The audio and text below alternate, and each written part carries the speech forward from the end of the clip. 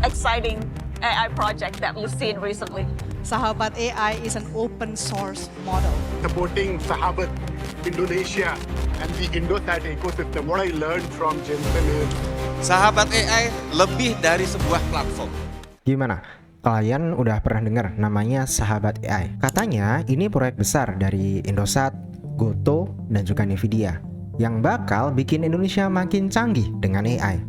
Tapi aku jadi kepikiran nih, apakah ini benar-benar buat kita orang Indonesia atau jangan-jangan cuman segelintir orang aja yang bisa merasakannya? Hari ini aku mau ngobrol santai tentang Sahabat AI. Kita bongkar fakta-faktanya, lihat tantangannya di lapangan, dan coba tanya, ini beneran bisa jadi solusi atau cuman sekedar hype? Yuk kita bahas. Oke, jadi gini, Sahabat AI adalah model bahasa besar, atau istilah kerennya adalah Large Language Model atau LLM. Bahasa gampangnya, ini semacam otak cerdas yang bisa diajak ngobrol, bikin teks, bahkan bisa bantu nulis. Dalam videonya, dia juga bisa ngobrol teman-teman. Walau sejauh yang aku pelajarin, itu perlu implementasi dan juga hal-hal yang cukup kompleks.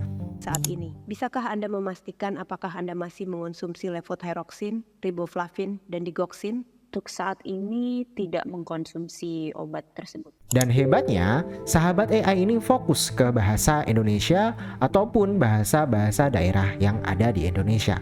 Dua bahasa daerah yang terkonfirmasi adalah bahasa Jawa dan Sunda, dan mungkin akan terus berkembang sesuai dengan perkembangan AI itu sendiri.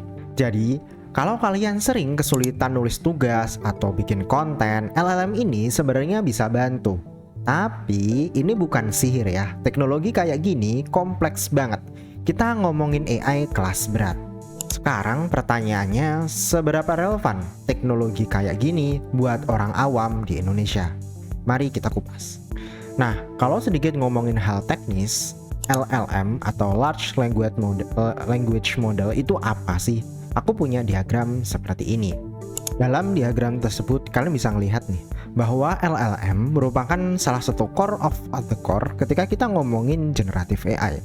Walaupun ini disimplifikasi ya, sebenarnya ada juga referensi seperti ini dan seperti ini terkait LLM. Tapi kita menggunakan referensi yang paling mudah aja dipahamin oleh banyak orang. Jadi LLM itu ibaratkan core of the core-nya.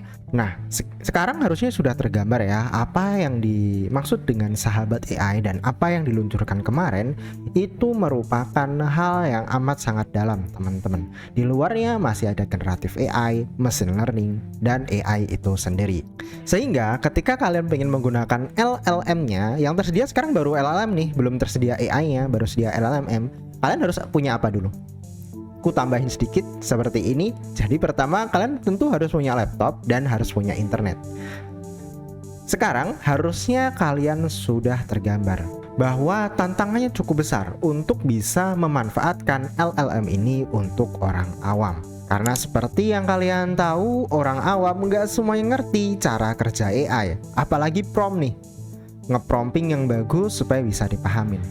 Banyak orang Indonesia itu cuman punya HP dan laptop biasa aja teman-teman untuk bisa mengakses internet. Dan internetnya kita tahu sendiri seperti apa. Di sini kita sadar model kayak gini mungkin jauh banget dari jangkauan masyarakat umum. Mereka nggak cuman butuh teknologi, tapi butuh edukasi. Aku bisa ngomong kayak gini karena aku pernah ngasih pelatihan terkait AI di beberapa institusi pemerintah dan juga organisasi. Dan apa yang saya temukan? Banyak peserta yang antusias, tapi sebagian besar masih bingung mulai dari mana. Mereka nggak paham istilah-istilah teknis. Bahkan untuk hal dasar kayak cara mengakses alat AI, mereka masih butuh bantuan banget teman-teman semua. Kenyataannya, teknologi ini masih menjangkau kelompok tertentu. Orang yang sudah terbiasa dengan teknologi, punya akses ke perangkat yang bagus, dan paham cara menggunakannya. Tapi bagaimana dengan mayoritas masyarakat kita yang sehari-hari masih berjuang dengan akses pendidikan dan infrastruktur? Kalau kita lihat rata-rata IQ di Indonesia berada di bawah standar global, seperti berita yang ada berikut. Ini artinya untuk benar-benar memperdayakan masyarakat, kita harus mulai dari pendidikan dasar dulu. Nggak bisa langsung lompat ke teknologi secanggih AI ini. Dengan mengetahui semua hal tersebut, terus gimana dong solusinya?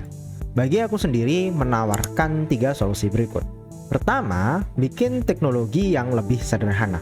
Misalnya, sahabat AI ini yang awalnya dalam bentuk LLM bisa dirancang dari aplikasi ringan yang bisa diakses dari HP yang murah sekalipun.